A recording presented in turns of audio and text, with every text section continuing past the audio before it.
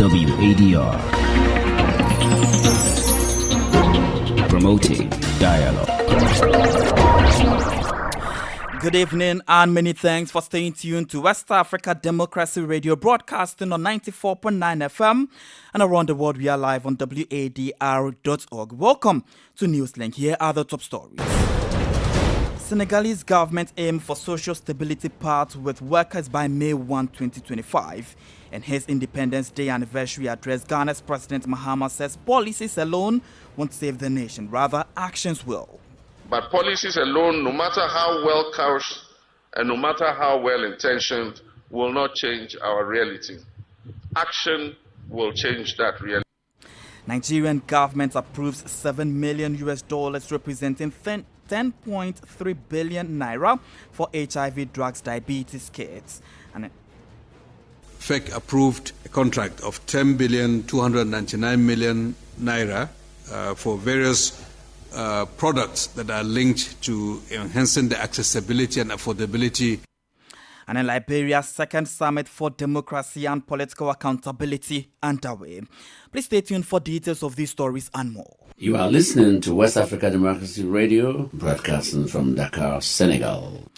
We begin in Senegal, where Prime Minister Ousmane Sonko announced the conclusion of a social stability pact by May 1, 2025 at the latest. This follows the tripartite meeting between the government, workers' union organizations and employers' organizations held on February 27, 2025. According to Sonko, the objective is to reach balanced discussions taking into account both demands of workers and economic and financial situations of the country. My colleague Emo Edet joins me in studio with more of this report. Emo, what does it say? Well, the Senegalese head of government has given instructions to the Minister of Labour in coordination with the Minister of Civil Service and the Minister of Finance and Budget to ensure compliance with the set timetable. Negotiations must begin not later than April 2, 2025. In the meantime, the Prime Minister urged the relevant ministers to expedite the implementation of urgent measures related to the concerns expressed during the tripartite meeting. During this meeting, he highlighted the scale and diversity of union demands as well as the importance of quickly settling the state financial commitments to businesses. He also welcomed the positive reactions of employers to the place given to the national private sector in the Senegal 2050 agenda, to local content and to the current bill on economic patriotism. Finally, the Prime Minister Ousmane Sonko highlighted the involvement of pupils and students in the discussions, noting the importance of their call to take into account the future of young people in the management of relations between the state and the unions. Well, thank you very much, Emo, with that particular update.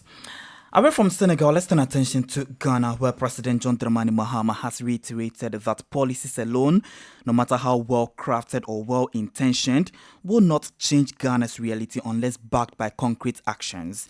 According to him, real transformation requires bold steps beyond policy formulation to drive economic growth and national development. Speaking at the 68th Independence Day celebration at the Jubilee House on March 6, themed Reflect, Review and Reset, President Mahama emphasized the need for proactive measures to secure Ghana's future. He urged young Ghanaians to seize the opportunity and play an active role in building a self-sufficient nation.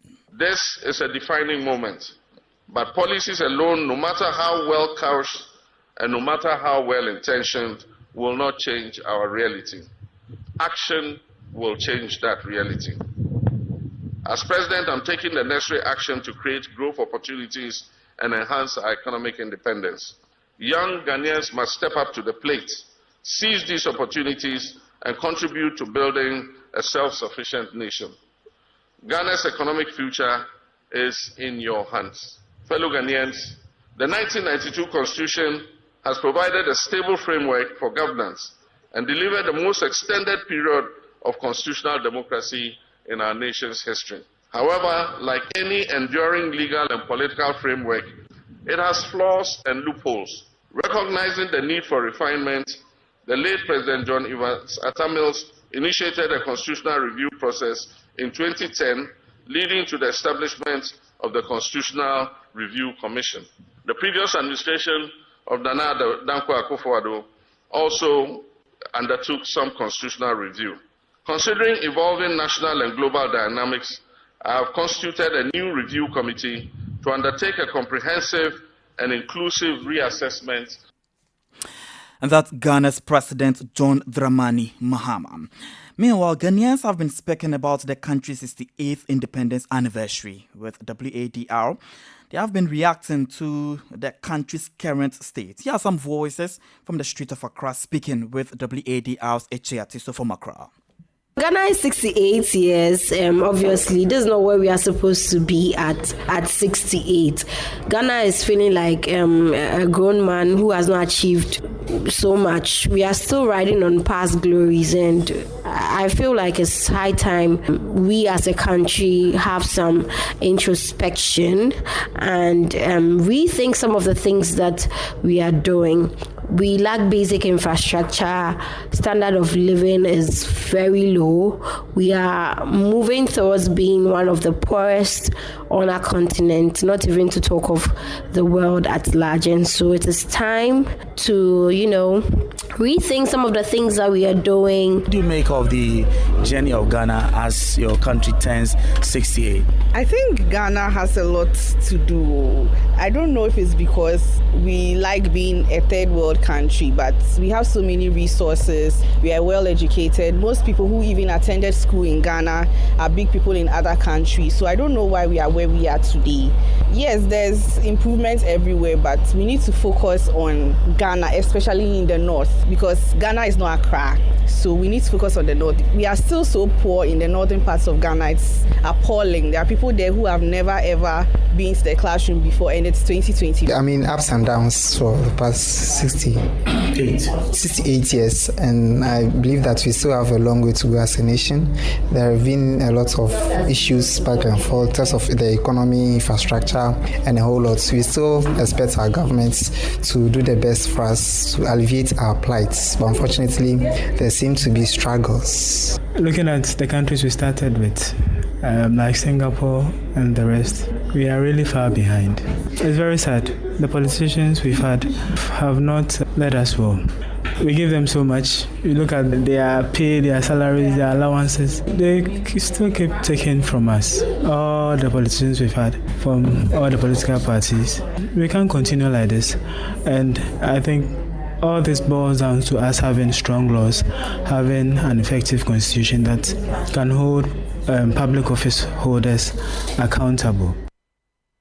Ghana was the first country south of the Sahara to gain independence in 1957, led by Dr. Kwame Nkrumah. And you heard some voices from Accra speaking about the country's Independence Day today. To other developments, the National Assembly has given the green light to maintain the state of emergency in the southern region of Togo for another 12 months. Faced with the persistency of security threats in the southern region, the Togolese National Assembly adopted this Thursday in plenary session the bill authorizing the extension of the state of security emergency for the period of 12 months starting from March 13, 2025, announced the Togolese Parliament on a Facebook page.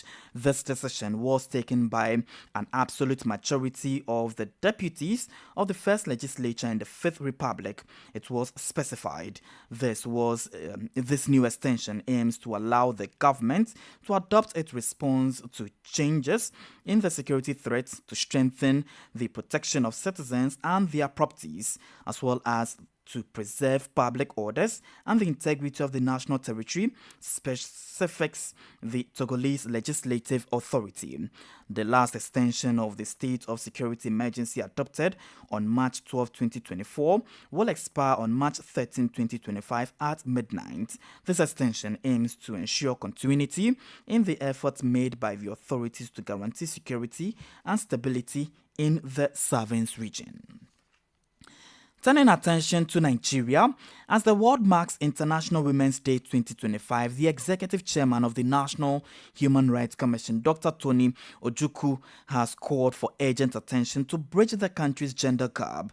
He described the struggle for women's rights in Nigeria as a continuing battle with major setbacks in political representation and decision-making roles. Usman Umar has more in this report. At an event commemorating the International Women's Day in Abuja, Dr. Tony Ojukwu highlighted the theme for this year: Accelerate Action for All Women and Girls, Rights, Equality and Empowerment. He lamented that at the current pace, gender parity may take more than a century to achieve, according to global estimates.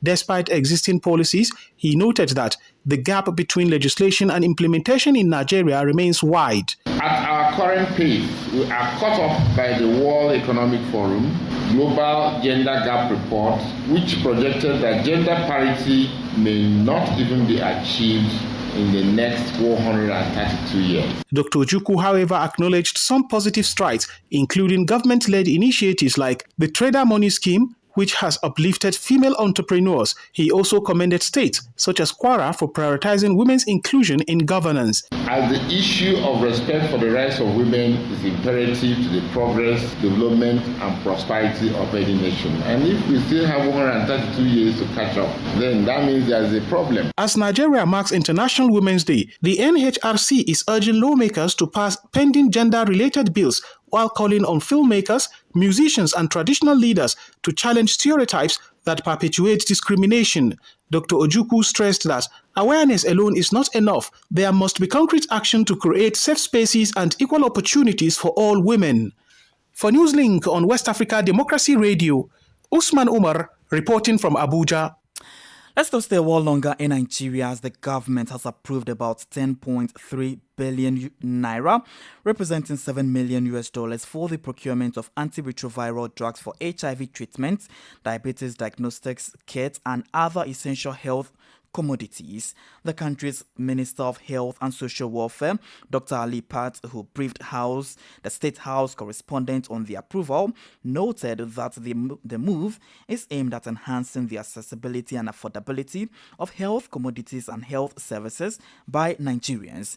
According to Pat, the second category of the approved contracts include the procurement of locally manufactured diagnostics kits for diabetes. Monitoring devices will also be distributed across primary healthcare centers, and health workers will be trained to assist patients in tracking their blood sugar levels. In line with this directive, he said 4.5 billion naira would be allocated for the procurement of antibiotics, among other medications, beyond the test kits to help lower the costs. In line with the President's aspiration to ensure that Nigerians get access to quality health services that they can afford and for which we'll be making steady progress, FEC approved a contract of 10,299 million naira for various products that are linked to enhancing the accessibility and affordability of health commodities, health services by Nigerians. The first category was the third-line antiretroviral drugs. A few weeks ago, we approved the first-line antiretroviral drugs. The second and third line for those who are resistant. Nigeria is putting forth resources, almost 997 million naira worth of contract to procure the third-line antiretroviral drugs for those who are HIV infected. I believe you will understand the importance of this given the changes in the global health financing and moving towards more of domestic financing to allow Nigerians to continue on treatment that they require. The second category is the procurement that was approved for locally manufactured diagnostic kits for diabetes. Diabetes is a major issue in our country. It's among the fastest growing segment. We have lots of our population suffering from diabetes, and some are not even aware they have diabetes. And that's Nigeria's Minister of Health and Social Welfare, Dr. Ali Pat. Let's turn up. More stories coming up on West Africa Democracy Radio. Newslink continues. Let's turn attention to the Sahel at the moment because the latest Global Terrorism Index report indicates that the Central Sahel remains the epicenter of terrorism in the world. The report states that more than half of the deaths related to terrorism are recorded in this region of West Africa. However, these countries have made some progress in terms of security. Here are more details with Eche Atiso. Out of a little over 7,500 deaths worldwide in 2024 due to terrorism, the Central Sahel accounts for nearly 4,000 or 51%. These figures are included in the Global Terrorism Index report published on Wednesday. The document further states that Niger, Burkina Faso and Mali remain among the most affected countries since 2017. Burkina Faso continues to be the country hardest hit by the terrorist crisis. However, the country has shown some progress, with deaths decreasing from 2,000 in 2023 to 1,500 in 2024 due to the terrorist crisis. Niger recorded 930 deaths in 2024, while Mali has made progress, recording 604 deaths in 2024. Despite these improvements, the security situation remains fragile in these countries. According to the Global Terrorism Index, most attacks in the Sahel are carried out by two terrorist groups, the Group for the Support of Islam and Muslims, GSIM, and the Islamic State in the Sahel, EIS. It is worth recalling that Mali, Burkina Faso and Niger have formed a confederation, the Alliance of Sahel States AES, primarily to combat terrorism in the Central Sahel. It should be noted that the index annually ranks countries based on the impact of terrorism using indicators such as the number of attacks, deaths, injuries and hostages. And that's Eche Atiso with our reports. You're still listening to Newslink here on West Africa Democracy Radio, broadcasting on 94.9 FM Dakar, Senegal, and around the world. We are live on wadr.org. If you're also active on Facebook, we are live on WADR English service and on YouTube at WADR English service. Here is a reminder of our top stories. Senegalese government aimed for social stability pact with workers by May 1, 2025. In his Independence Day anniversary address, Ghana's President Mahama says policies alone cannot save the nation, rather actions will. Nigerian government approves $7 million representing 10.3 billion naira for HIV drugs, diabetes tests, among others. Still ahead in the news, second summit for democracy and political accountability kicks off in Liberia. We have the guest interview and sports news, so stay with us. West Africa Democracy Radio. It's you speaking. The second summit for democracy and political accountability has kicked off in Liberia under the theme Exploring Pathways for Sustainable Democracy and Inclusive Development in Liberia. The event is organized by the Moat Partners for Democratic Development, a prominent civil society organization in the country.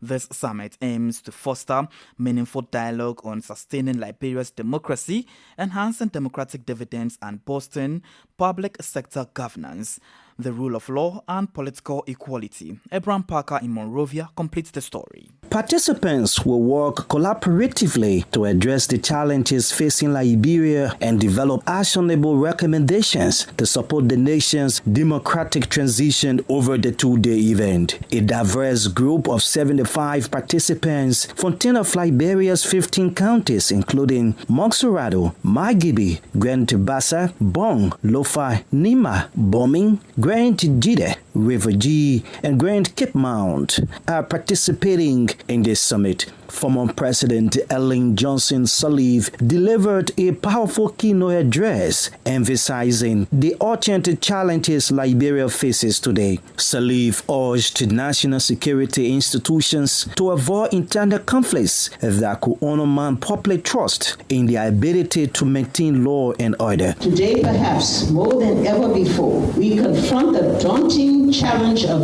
a dismal economic outlook and the increasing problem prospect of lacking only to ourselves to improve the conditions of the living in our country. The UNDP resident representative in Liberia, Aliyu Dia, encouraged the participants to contemplate how to cultivate an environment where every citizen's voice is valued and heard. On improving public sector governance and accountability, national integrity institutions such as the General Auditing Commission. Afai Kemuka, NEMO's program manager for the Young Political Leadership School, reminded attendees of the painful legacy of Liberia's 14-year civil war, urging that these memories should serve as lessons in resilience rather than sources of division. This is a moment for reflection and decisive action. Funded by the Swedish Embassy, this summit marks a pivotal step towards creating a more inclusive and accountable democracy in Liberia. For Newslink on WADR, this is Abraham Parker in Monrovia. Politics, analysis on major news, social matters, and all. This is A Guest. This segment of the news focuses on Ghana as the West African state marks its 68th independence anniversary today, March 6, 2025. Ghana was the first country south of the Sahara to gain independence in 1957, led by Dr. Kwame Nkrumah. Our guest, Dr. Asa Asante, a Ghanaian political analyst, speaks about how far Ghana has come and prevailing challenges affecting the country. Our forefathers fought for the emancipation of the country from the shackles and tentacles of colonial rule so as to establish a society we call our own. Today we have our own society, our destiny in our hands, but in terms of the things that our leaders stood for, that economic emancipation, justice, freedom, peace, and the rest of them, we need to be able to look at them and interrogate the issues and make sense of that. If you look at the issue of economic emancipation, even though we have freed ourselves from political colonization, we are still grappling with the problem of what? Economic emancipation. It is true that we have had regimes after independence who have done their bit to improve the economic lot of their people, but there is more to be done. So, battling with evils such as what? Poverty, corruption, which is taking a lot of the country resources, and issue of lack of employment for young, energetic people of the country. What can you say so far in terms of the sustenance of democracy and political stability since Ghana's independence? We can also look at issue of political stability. It is true that we gain political independence, but the politics after independence, this country has gone through a checkered history of constitutional stability boxed up with military adventurism. But the good news is that since the birth of this republic, we have had a stability. People like us believe strongly that we will not go back to the old order. We will soldier on irrespective of problems that confront us within the political space. The good people of this country are prepared to die on the path of democracy than to survive the whims of any military adventurist because of what we have learned, the bitter lessons we have learned. So for us as a society, democracy is the only game in town. That we know, and we don't know any other thing. Unlike some countries within the West African sub-region that are still battling with insecurity, how would you describe Ghana's joining in terms of peace and security since gaining its independence? We've had peace since time immemorial, but it is also true that sometimes there are semblance of pockets, let me put it that way, pockets of what? Problems, little conflicts here and there. But the good news that I can report today is that my country has been able to weather the storm and deal with those little pockets of conflict that have sometimes come up. And we continue to live in peace. What is your reaction to President Mahama's government cancellation of a decentralized Independence Day celebration, which used to be observed during the previous administration? I think it's the best decision he has taken. against the backdrop that this is a country that we are struggling financially. Why do you want to throw some away in terms of what independence celebration? Left to me, there should not be any independence celebration. Let us celebrate it whilst we are working. It shouldn't be even a holiday. We should work and then attain that level that we can call one day that let us rest and celebrate something. Now we are in a difficult times. We need to put our shoulders to the wheel and make sure that our society is kept financially and peacefully. I think I support that decision by the president not to decentralize anything so as to do it in a modest manner, which is going to save the country a lot of millions of Ghana scarce resources. It's my hope and prayer that it will not be a 9-day wonder and that a time should come that the celebration should even last. If it's going to last, it shouldn't last more than 30 minutes. And it's just for the symbolism of it, and we'll move on. And then Ghanaians tell themselves that it is not enough to celebrate holidays, but we have work to do. And that should be the focus and direction of this country. Dr. Asa Asante is a Ghanaian political analyst speaking about the country's independence, the journey so far, and the challenges ahead. And we can join Sankuli Janko for details in the world of sports now.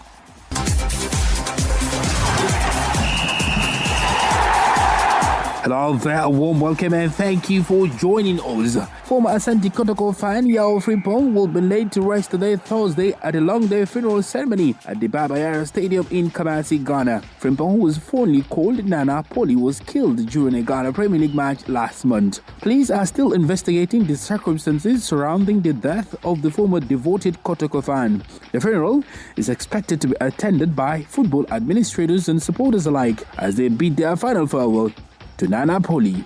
Elsewhere, Liverpool have beaten PSG away after a tightly contested match in the UEFA Champions League on Wednesday night. Super substitute Harvey Elliott was the hero of the night as he scored the only goal of the match just little over 40 seconds after replacing Egyptian star Mo Salah. Liverpool have goalkeeper Becca to thank following his man of the match performance in goal.